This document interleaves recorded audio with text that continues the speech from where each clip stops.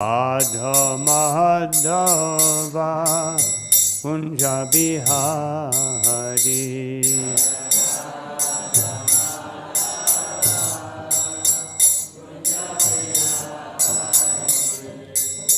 Gopi Jana Vallabha Girivaradari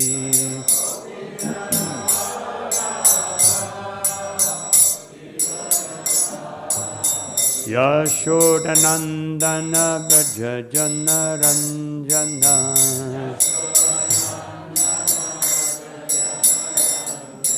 Yashodanandana Vrajajana Ranjana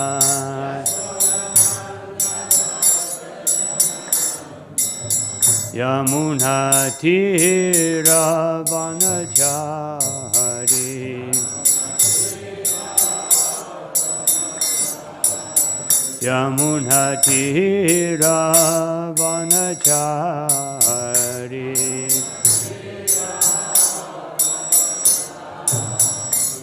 Jaya Radha Madhava Kunja Bihari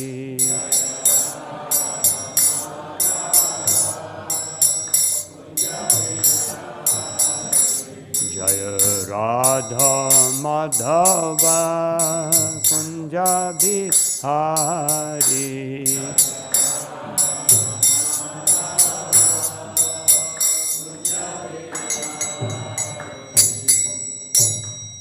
Jayom Vishnupada Paramahansa Paribhaja Acharya Ashtotara Shatashri Srimad Sri Bhaktivedanta Swami Maharshi Prabhupada Ki Jai Nitya Lila Pravishnu Vishnupada Ashtotara Shatashri Srimad Shri Bhakti Siddhanta Saraswati Goswami Maharaj Thakur Prabhupada Ki Nata Koti Vaishnava Vrinda Ki Namacharya Shri Haridas Thakur Ki Shad Goswami Ki Prem se kaho Sri Krishna Chaitanya Prabhu Nityananda Shri Advaita Gadāyāś Shri Vasadi Gaur Bhaktivinoda Ki Shri Shri Radha Krishna Gopa Gopinath Shamakunda Radha Kunda Giri Govardhan Ki Vrindavan Dham Ki Mathura Dham Ki Navadvip Dham Ki Mayapur Dham Ki Gangamai Ki Yamunamai Ki Tulsi Devi Ki Bhakti Devi Ki Samabhata Bhaktivinoda Ki Shri Harinam Sankirtan Ki Brihat Midanga Ki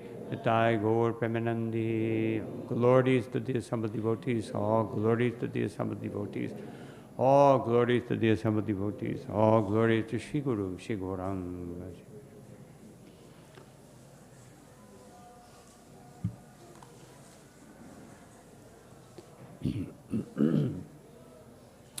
Om Namo Bhagavate Vasudevaya Om Namo Bhagavate Vasudevaya Om Namo Bhagavate Vasudevaya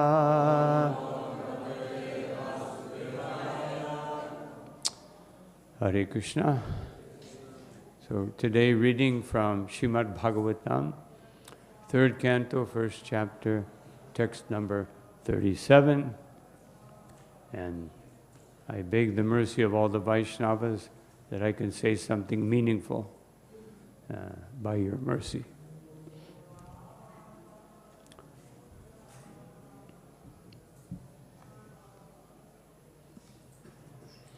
Kimva kṛtāgheṣv agham atyamarṣī bhīmo hivad dīrgha-tamam vyamuñcat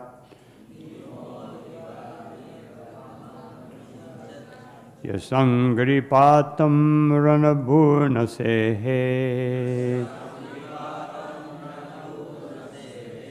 mārgaṁ gadāyāś carato vicitram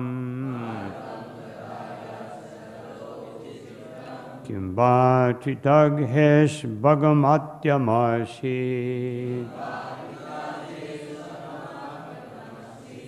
yasyāṅghri-pātaṁ bhīmo hivad dīrgha-tamam vyamuñcat yasyāṅghri-pātaṁ raṇa-bhūr sehe mārgaṁ gadāyāś carato vicitram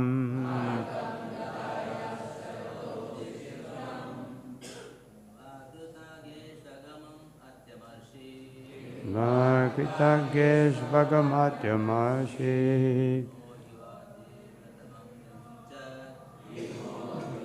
vyamuñcat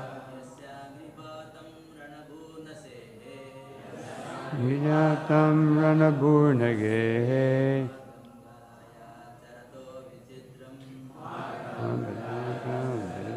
vicitram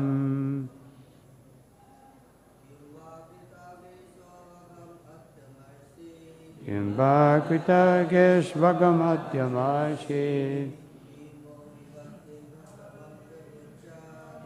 hivad dīrgha-tamam vyamuñcat yasyāṅghri-pātaṁ raṇa-bhūr sehe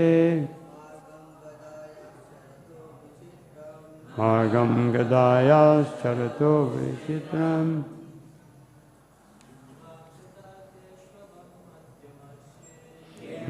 kṛtāgheṣv atyamarṣī hivad dīrgha-tamam vyamuñcat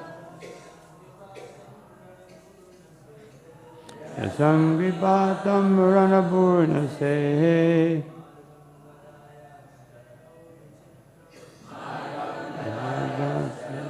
vicitram. Vaishnavi.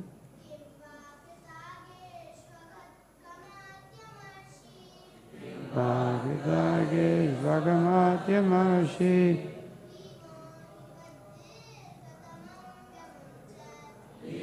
hivad dīrgha-tamam vyamuñcat yasyāṅghri-pātaṁ raṇa-bhūr sehe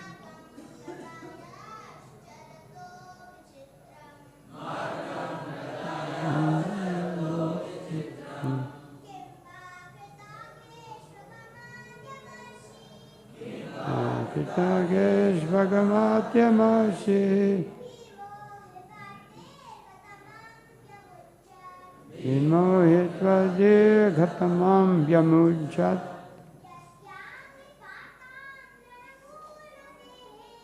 yasyāṅghri-pātaṁ raṇa-bhūr sehe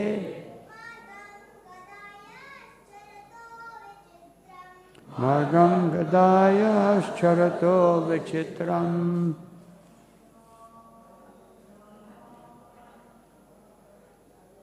Kim, whether, ba, either, kṛta, performed, agheṣu, unto the sinners, agham, angry, ati-amarṣī, unconquerable, bhīma, ahi-vat, like a cobra, dīrgha-tamam, long-cherished, vyamuñcat, has released, yasya, whose, aṅghri-pātaṁ, putting on the steps, raṇa-bhūr, the field of battle, na, could not, sehe, tolerate, mārgaṁ, the path, gadāyāś, by the clubs, carato, playing, vicitram, wonderful. Translation and purport by His Divine Grace Srila Prabhupada. Please tell me whether the unconquerable Bhīma, who is like a cobra, has released his long-cherished anger upon the sinners. The field of battle could not tolerate even the wonderful playing of his club when he stepped on the path. Everyone can repeat. Please tell me, whether the unconquerable Bhīma, who is like a cobra, has released his long-cherished anger upon the sinners. The field of battle could not tolerate even the wonderful playing of his club when he stepped on the path. Purport. Vidura knew the strength of Bhīma. Whenever Bhīma was on the battlefield, his steps on the path and the wonderful playing of his club were unbearable for the enemy. Powerful Bhīma did not take steps against the sons of Dhritarashtra for a long time. Vidura's inquiry was whether he had yet released his anger, which was like that of a suffering cobra. When a cobra releases its venom after long-cherished anger, its victim cannot survive. Om ajnana-timirandasya gyananjana shalakaya chakshurum militam yena tasmai Sri Gurave Namaha. Shri Chaitanya Manobhishtam Stapitam Yena Bhutale Swayam Rupakada Mahyam Dharati Shva Parantikam Nama Om Vishnu Padaya Krishna Prasthaya Bhutale Shrimate Bhakti Vedanta Swami Niti Namine Namaste Saraswati Deve Gauravani Pracharine Nirvishesha Shunyavadi Pastyatya Rashatarine Jaya Shri Krishna Chaitanya Prabhu Nityananda Shri Advaita Gadāyāś Shivasari Gaura Bhaktavinda Hare Krishna Krishna Krishna Hare Hare Hare Rama Rama Rama Hare Hare.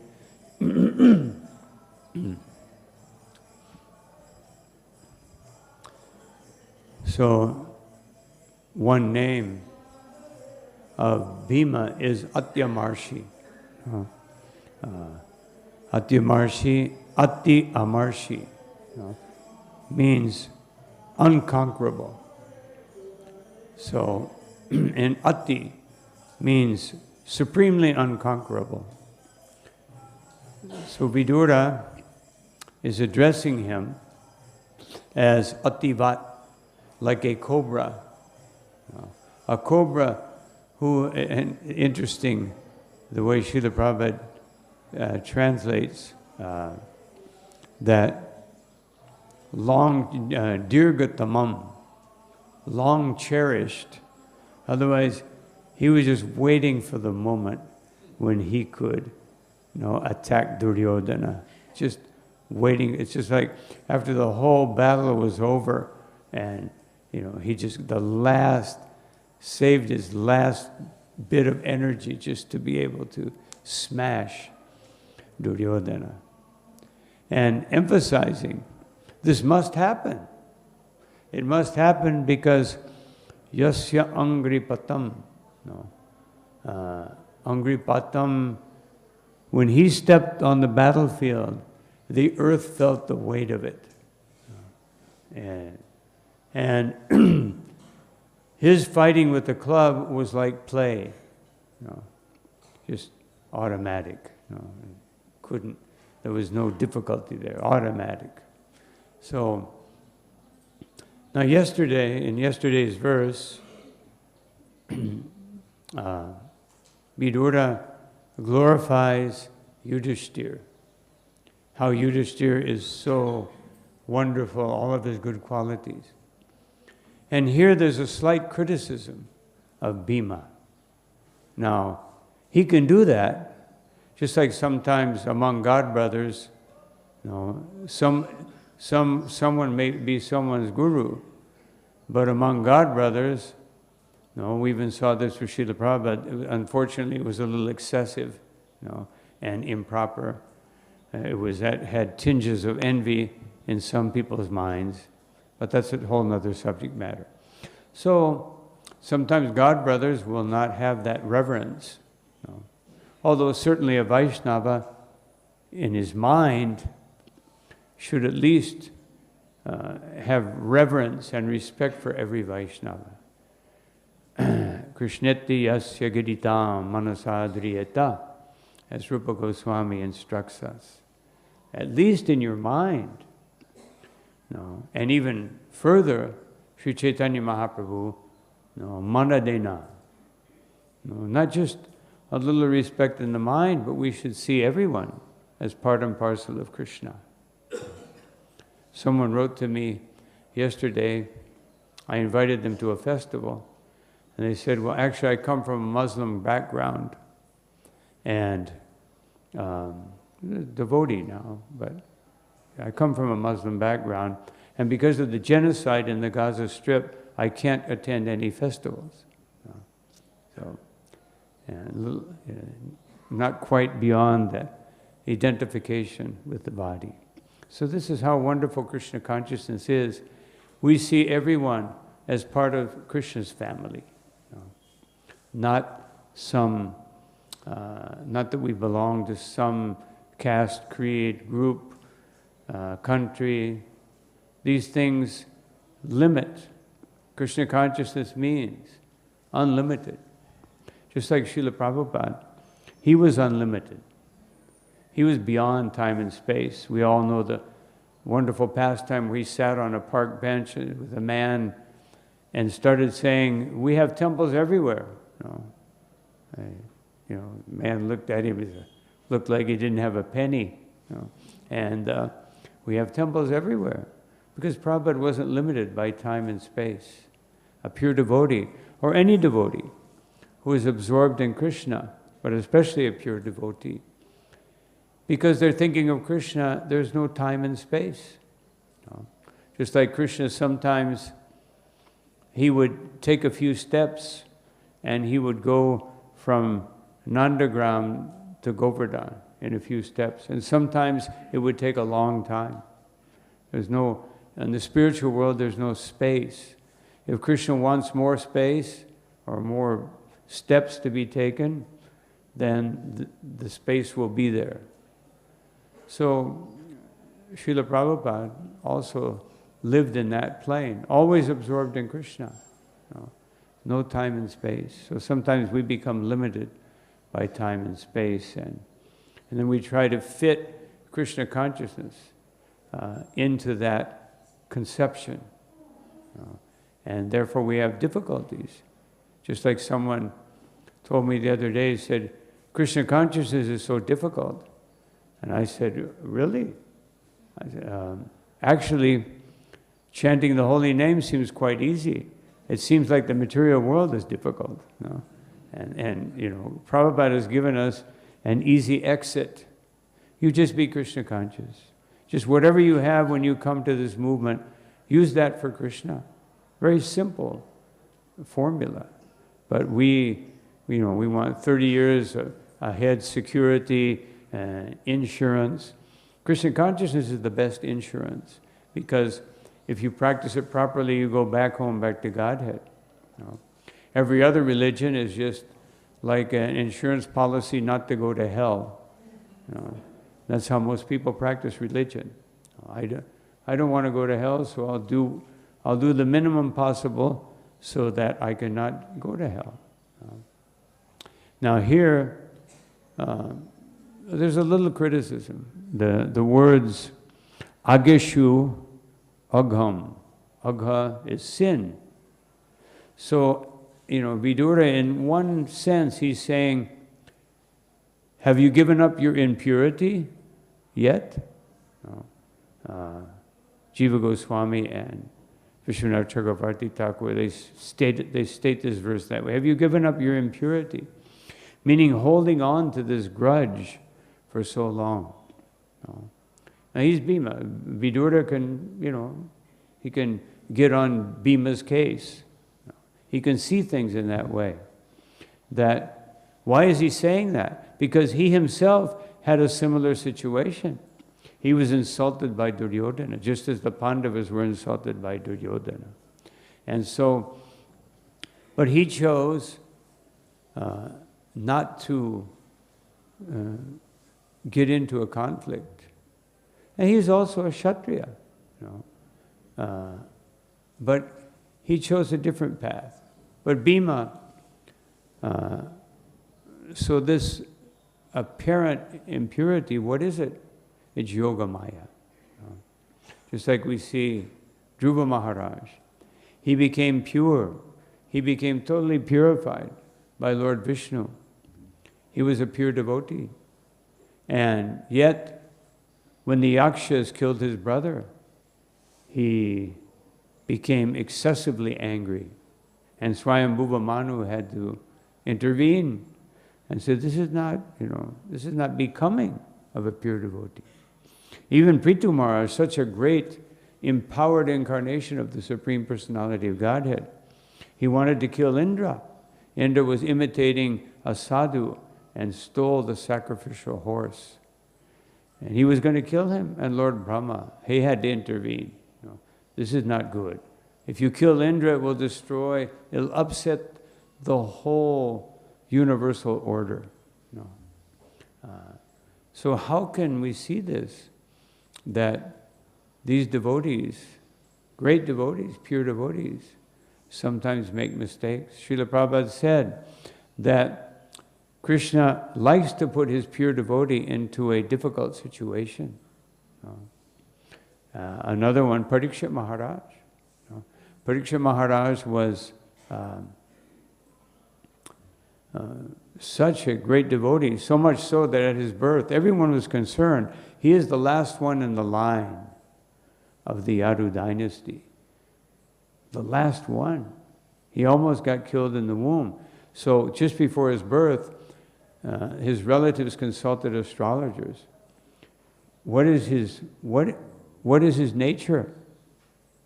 And is he a Mahabhagavat? And they said no. He is Mahabhagavat Mahan. He is a Mahabhagavat. Such a great devotee.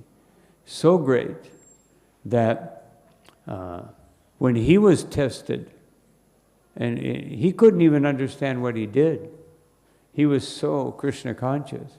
At 5 years old, when everyone else was playing, just like Prahlad Maharaj, he was thinking of Krishna. And he was instructed by his family, just play with Krishna. So advanced. And so he couldn't understand, how is it that I put a snake around the neck of Samikya Muni? How could I do that? It must be Krishna. It must. So he understood, Krishna is engaging me somehow, just like Jai and Vijay. Apparently, they took a choice. Well, three lifetimes as a demon, 7 as a devotee, or as a Brahman devotee. No, 3. Now, on the surface, it appears that they were choosing what's more convenient for them, but that was not their choice. Their choice was, if the Lord wants me to take birth as a demon, there must be a reason, and therefore let me satisfy the Lord. A pure devotee will never take the choice of something that's more convenient for me, but will take the choice, what is more convenient for the Lord? So, Parikshit Maharaj, he was cursed. And when Samikya Muni found out about the curse, he was very upset. What's going to happen with my son? He cursed the greatest devotee. And then he began to preach to his son, how could you be so foolish to do this? And he was thinking, maybe by some chance, Parikshit Maharaj will curse my son. That will be much better off than him suffering the offense. If he curses him, the offense will be nullified. I hope. But then he thought, no, tiraskritya vipralambha. That, no, a devotee unfortunately for me, in this case, kṣatra shipra hata api. A devotee, even if they're cursed, even if they're cheated, even if they're neglected, even if they're in any way insulted, even if they're killed, of course it's very difficult. You would counteract if you're dead, but still, even to make the emphasis, a devotee, nasya tat pratikurvanti, they will not counteract it. Even though mad bhakta prabhavo pihi, even though my devotee is capable, he's capable of counteracting a curse like that, but he won't do it. So we can understand by that affirmation of Shamikya Muni that Bhīma, there's a reason. He had to avenge what had happened. And actually all the Pandavas, when they left this world, they had to, experience hell. Momentary flash, experiencing hell, just to show that if you tolerate an insult to a great devotee like Draupadi, if you tolerate the insult, there will be a reaction. Therefore, we should not tolerate insults to devotees. Of course, one may say, practically speaking, in our line, at least from Bhaktivinoda Thakur down, they had so many trying circumstances. Bhaktivinoda Thakur was plagued by so many different health issues. Vishikena, the king of Puri tried to kill him. So many things. And he always came out victorious. A devotee is put into these hellish situations. And what to speak of Srila Prabhupada? Srila Prabhupada, one hell after another. First, trying to preach, trying to fulfill the order of his spiritual master in India, and no one would listen. The land of Sanatan Dharma. And he was trying to preach Sanatan, no one would listen.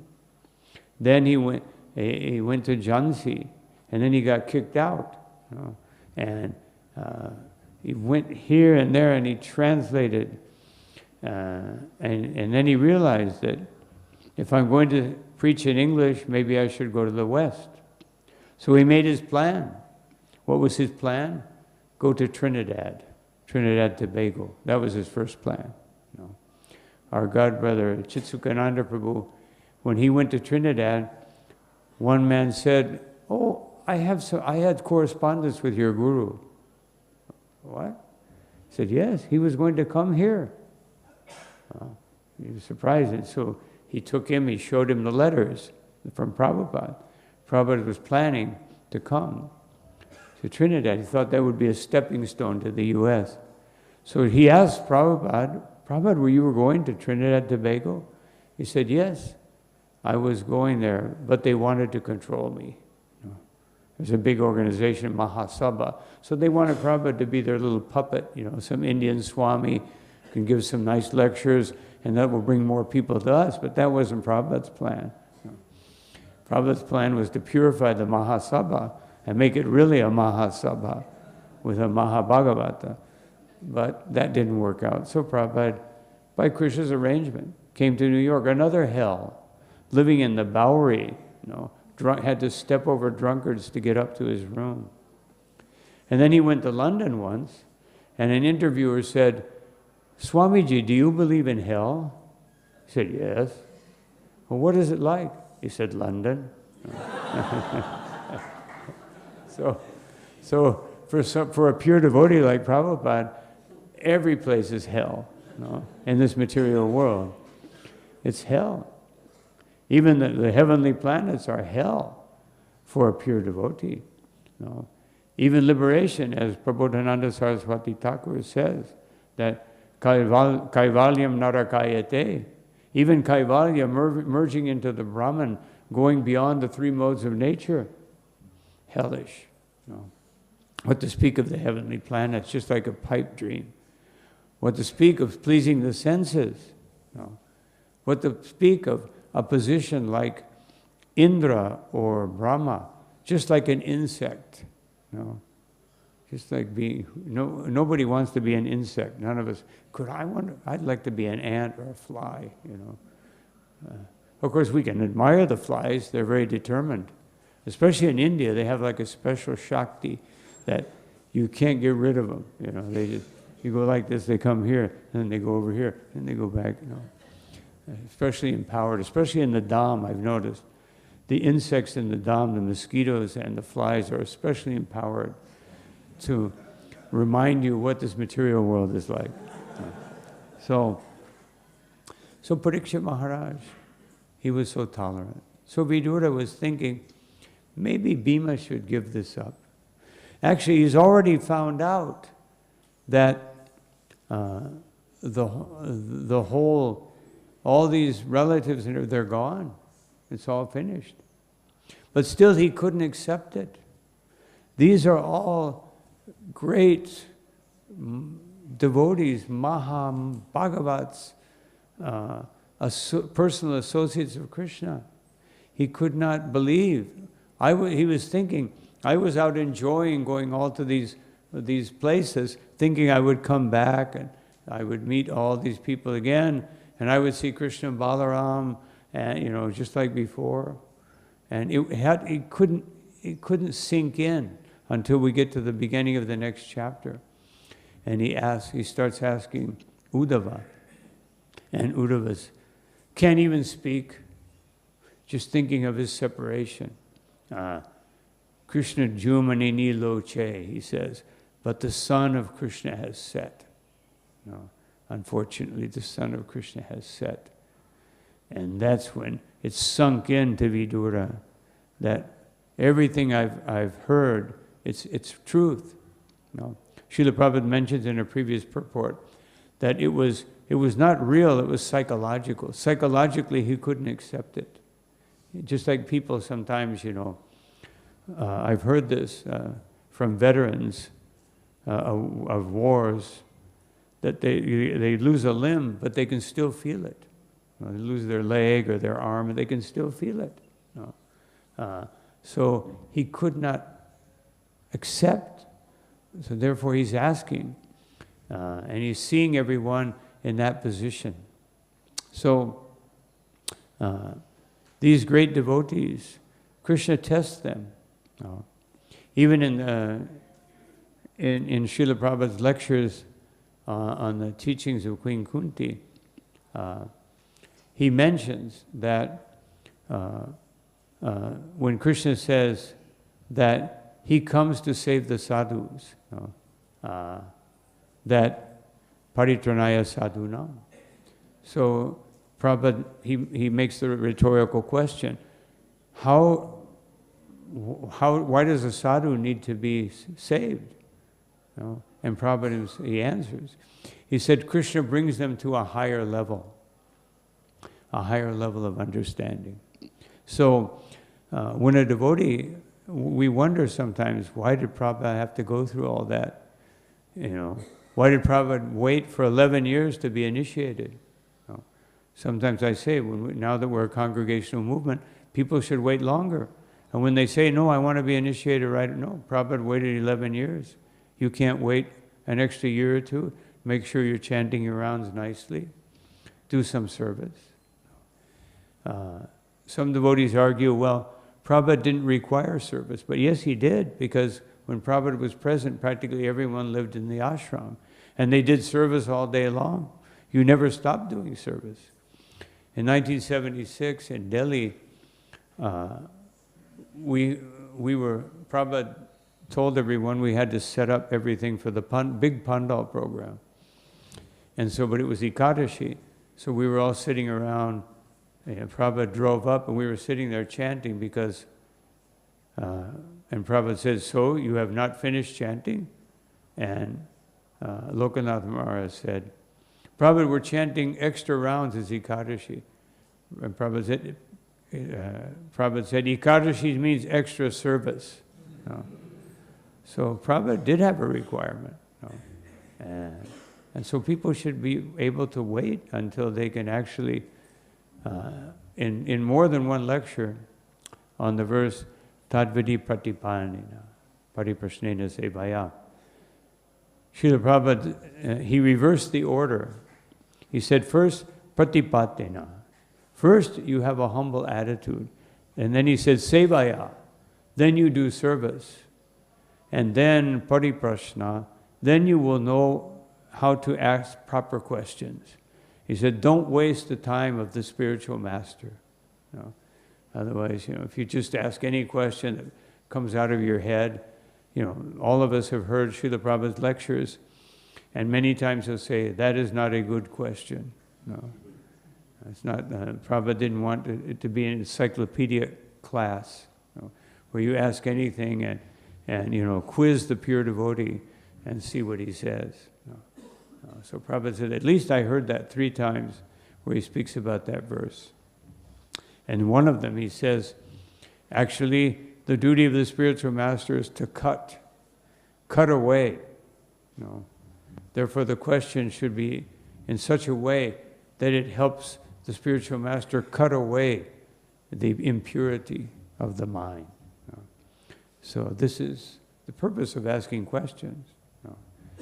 One time, nobody asked a question, and Srila Prabhupada said, so you have not heard. You have not heard.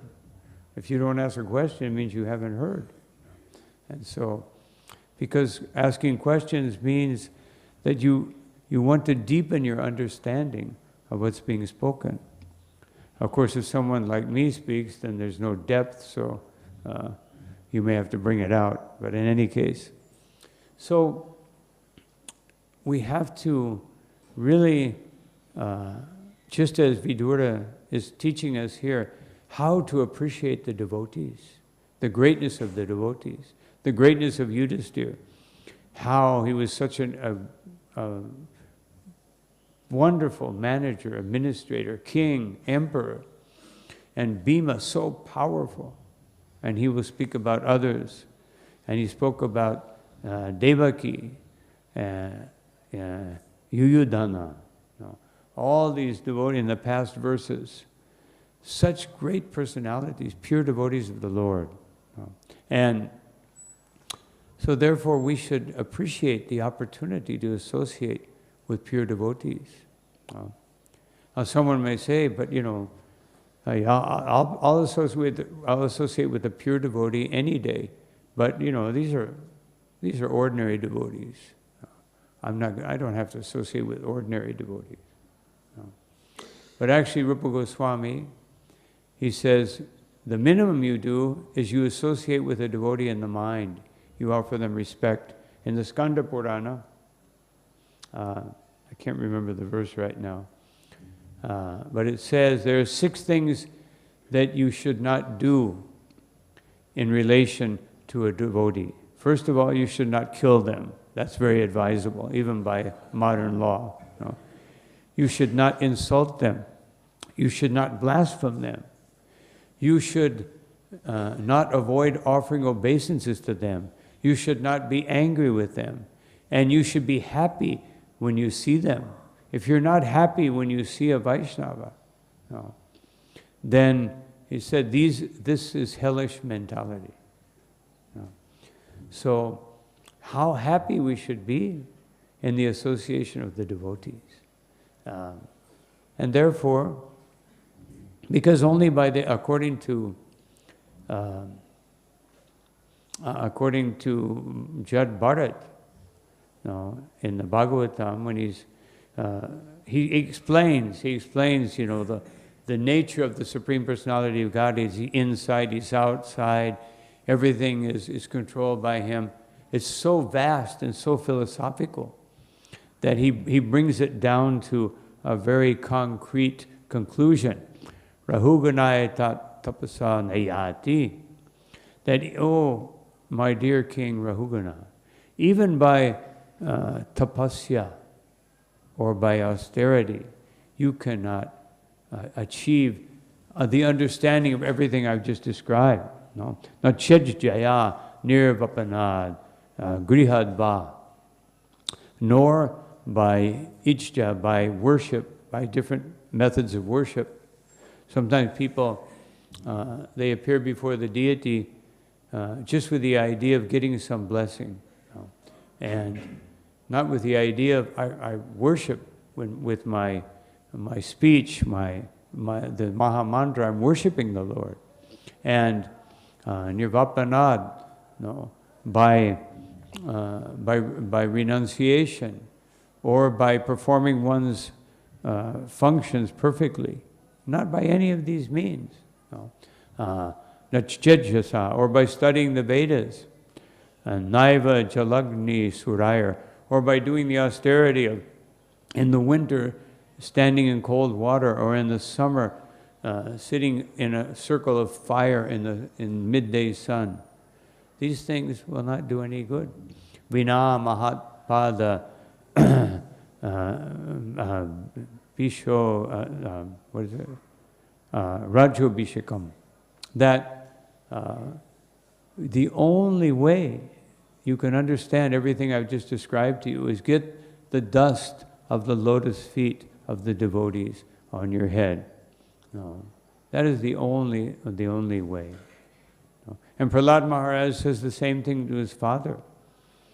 After his father asked the teachers, what did you teach him this? No, we didn't teach him that. So he said, where did you get this from? And then he says that actually I got it from my spiritual master. That's where I got it from.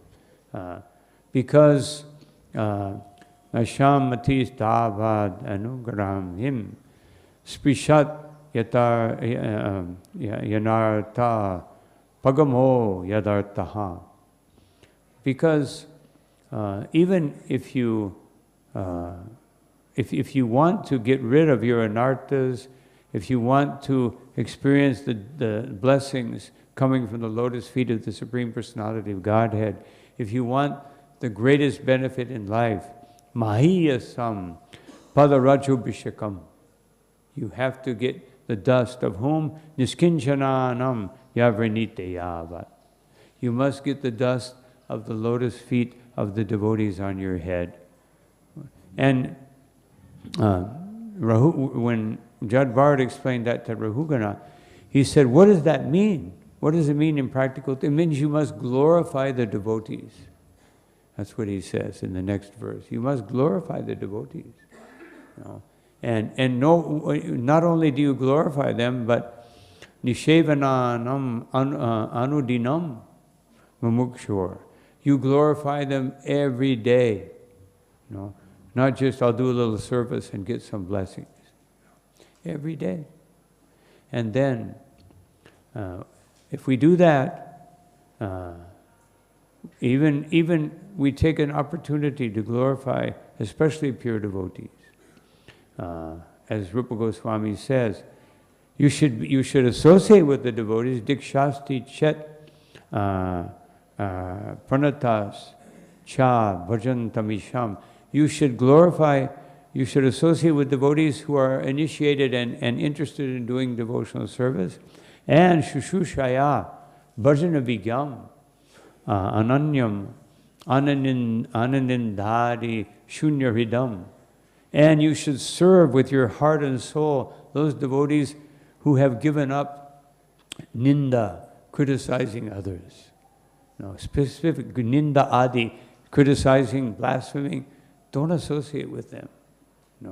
Their heart must be devoid of that. That person you should serve with all your heart and soul. And then your spiritual life will be successful. And so avoid offenses. So many stories in the Bhagavatam, Chaitanya Charitamrita, Chaitanya Bhagavat, of offenses.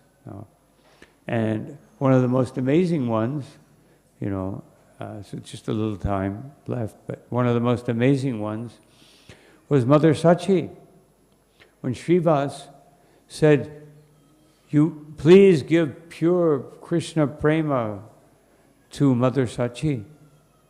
And he said, no, I can't do that. Srivas, no, please, Lord, you're joking. This is a bad joke. No, even I must say that. Even you are the Supreme Personality, but this is a bad joke. He said, no, I'm not joking. She has committed an offense. And Shiva almost had to cover his ears. And then he said, what offense? How could she offend? She's the greatest personality. She's your mother. She's the mother of the Supreme Personality of Godhead. Who has she offended? Advaita. Advaita, how could she? No. How could she do that? But immediately Srivas went and called Advaita. Immediately you have to come. Mother Sachi needs you. And Advaita came. And so what? He offered obeisance to the Sachi. And he said, the Lord says that you have committed, that you were offended by her. She's the mother of the universe. He began to glorify her and he fainted by glorifying her. And she went up and grabbed his feet and put them on his head, on her head. And Lord Chaitanya said, now I can give you Krishna Prema. And what was the offense? The offense was when Vishwarup started associating with Advaita Acharya, he became renounced. And she tolerated that. But then when Vishwambar began to go, she said, I don't think he's Advaita, I think he's Dvaita. She was just thinking that in her mind. But then she no, I can't. But just by that, the Lord is showing how grave an offense is against the great. Now one may say, well, these are, against Advaita Acharya, I can understand. But all these ordinary devotees, no. There is no ordinary devotee. Is there a devotee, even if a devotee is a very simple devotee? Srivas, although he was definitely a great devotee, the offense against him by Devananda Pandit was not even directly done by him. It was done by his followers. They were the ones who offended Shiva because Devananda was speaking Bhagavatam. He knew the whole Bhagavatam by memory. And he was speaking on the 10th canto. And Srivas came. And when he heard the descriptions of Krishna's pastimes, he began rolling on the ground in ecstasy. And the followers thought, oh, who is this disturbance? And they took him and put him outside. And Srivas thought, oh, I've acted improperly. Just like Lord Chaitanya when he came before Lord Jagannath. And he fainted. And then after the whole incident of taking him to the house of Sarvabhauma Bhattacharya, when he woke up from his ecstasy, he asked the devotees, have I done something wrong? And they said, well, you ran up, the guards were bewildered because you were running toward Lord Jagannath and then you fainted. I've acted improperly. From now on, I will stay at the Garuda Stamba only. And, the Lord is instructing us how seriously we have to take offenses and the proper etiquette before the deity, before the Vaishnavas, and not commit any offenses. So Srivas was thinking, oh, I did something wrong. He was sad. And the Lord, even when he came close to Devananda Pandit's ashram, and at one occasion, he started running toward the ashram. He said, I'm going to go in there and tear up his Bhagavatam, because he doesn't deserve to read it, and the devotees restrained him. No, they shouldn't do that. And even though he heard the glories of Lord Chaitanya, he could not accept Lord Chaitanya until Bakrishwar Pandit came to visit him. Devotees are so merciful that even if someone is questionable, they come and visit that person to try to give his mercy. And by his staying there for 1 month, by getting the mercy, by getting the dust of the lotus feet of a devotee on his head, Devananda Pandit came and surrendered to Lord Chaitanya. And Lord Chaitanya said, just use your knowledge to glorify Krishna in a humble state of mind. You're a great Pandit. And that was it. So, if we do these two things, glorify the Vaishnavas and avoid offenses, then we can make very rapid progress on the path of spiritual life. So these are some thoughts I had on this verse. I'll stop here as it indicates we have a few minutes left. If anyone has a question or comment.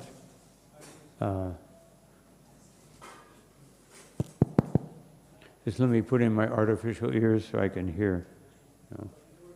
Thanks to speakers like downstairs, I can hardly hear anymore. So, Hare Krishna. Thank you, Maharaj.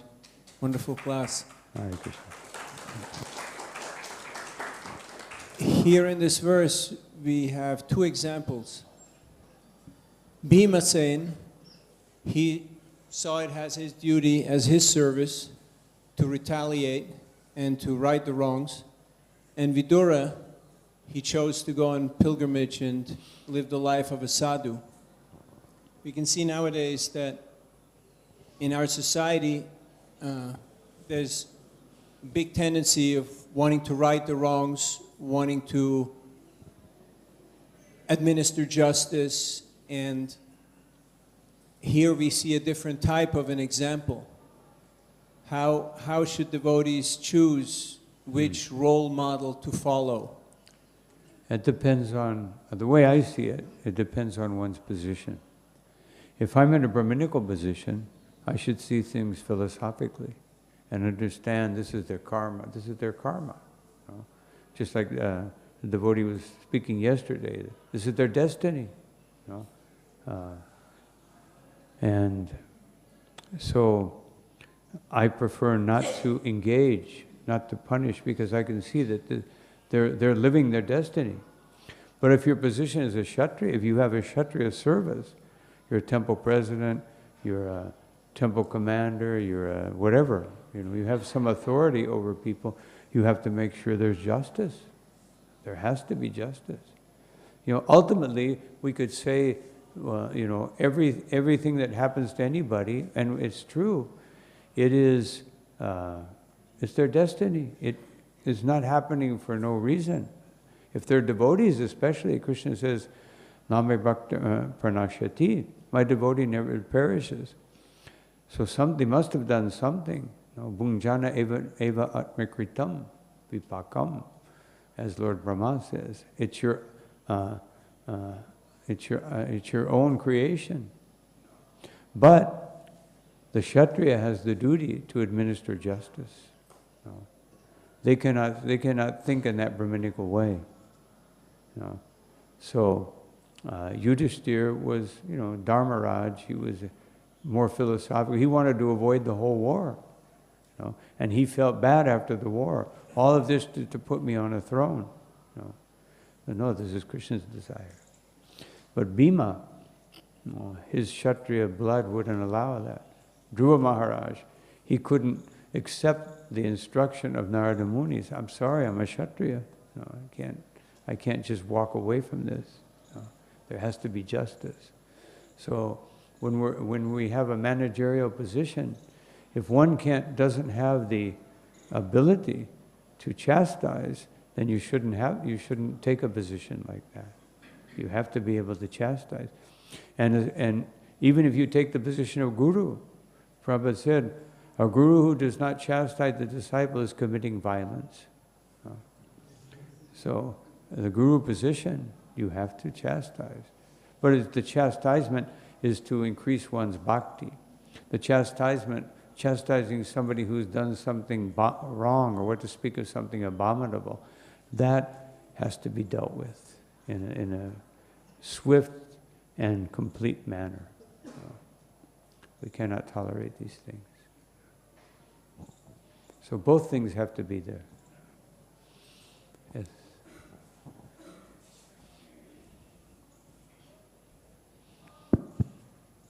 Triple applause, first of all. All right. Maharaj, I have a question about when we say that in one sense, what's happened to the devotee is their destiny, or what happens to everyone is their destiny. I get that. But at the same time, I've heard Srila Prabhupada say that sometimes things happen to a devotee, they didn't do anything in their past to cause it. It's just to show that in the material world, even a devotee has to suffer sometimes. Like Lord Jesus. He didn't do anything wrong in his past, and he was crucified. And Prabhupada's given some other examples like that. So I'm just a little, I personally think that the laws of nature are so complex that I can't say with certainty that if some devotee suffered some abuse, it was somehow their destiny. It just, I would rather personally say that's the nature of the material world, even when you're a devotee. But that's just my view. Yes. It's a difficult thing, especially when, like, there's abuse or something. It's difficult to say to someone because the psychological damage is so great that you really can't say that. You can't speak philosophically, you know. Hopefully they'll be able to understand it, but, you know, something happened. But because of the psychological damage, one has to help them, just help them. And one has to punish the transgressor, you know. But when a devotee, if a devotee is wronged, whatever they may have done and whatever their destiny may be, it's a duty of another devotee to defend them. You have to defend them. You know, if a devotee is offended, or if the Lord is offended, we act like fire. I'm so glad you said that about the psychological damage. Mm-hmm. Many, many years ago, we had one situation in New Dwarka, and I was in a position to make sure that those people who did that were severely punished, and we did. And due to my ignorance, I didn't then take into account the psychological damage left behind. I thought I was the leader of the community. My job was done because I arranged that the offenders got punished. And I never went to the next step of being concerned about the devotees who had to live with that, or the parents that had to live with that. And many of the reasons why I have future births is that. That's an example. I didn't do my duty fully. Well, we're learning that slowly and painfully. We've learned that throughout the years, you know, because we were too callous. You know, just apply some philosophical axiom, and, you know, everything goes away. And so we live and learn. Yes, one more. I think it's already past time, but one more question, if it's allowed. I mean, the book is covering the announcement here, so I can't see it. Hare Krishna Maharaj. Thank you very much for the nice class. In regard to Arjuna, or in regard to Parikshit Maharaj, Prabhupada clearly mentions in his purports that this happened because the Lord wanted it to happen.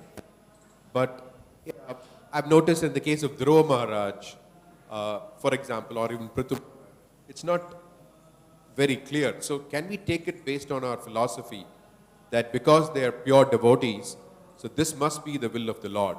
Because otherwise it's not explicitly mentioned by Prabhupada. I don't know what the acharyas, but at least Prabhupada doesn't mention it explicitly. Yes. Well, it is the will, you know. Even if something happens to a, you know, less advanced devotee, Srila Prabhupada explains that I always love the purport of 256, where Prabhupada says that a devotee should always have this vision. If something goes wrong, I deserve more, but I got a little bit, just enough to remind me of this material world is miserable, just that much. And if things go very nicely, the Lord is giving me an opportunity to increase my service. So a devotee always has that positive attitude that this is the will of the Lord. Even though it may be enacted, in the case of Parikshit Maharaj or others, it may be enacted directly by the Lord. In our case, it may be enacted by his energies. But still, Krishna is taking into account that we're entering into his service. And he or his energies will proportionately offer the correct adjustment, whatever it may be. Like in Dhruva Maharaj's case, he was the one who killed the yakshas. So it was not like receiving, but he was the one who committed a certain action. For example, even Parikshit Maharaj's case, he went and put that snake. So where they are doing the action, so we take that as the Parikshit Maharaj's case. Of course, Prabhupada explains it, but in Dhruva Maharaj's case, can we take it that okay, there's the Lord who did that? Well, he may not think that. No, he didn't think that. He just got chastised. And even a pure devotee can get chastised. Prabhupada got chastised by Bhaktisiddhanta Saraswati Thakur. And he was a pure devotee for eternity. He is and was and will be. And so, but even a pure devotee can get chastised. But that chastisement is the will of the Lord. The circumstance that they make the mistake and the chastisement that they get is the will of the Lord. Thank you. Thank you all very much for your attention. Srila Prabhupada ki jai, Ananta Koti Vaishnava Vrinda ki jai, Jai Gaur Premanandi.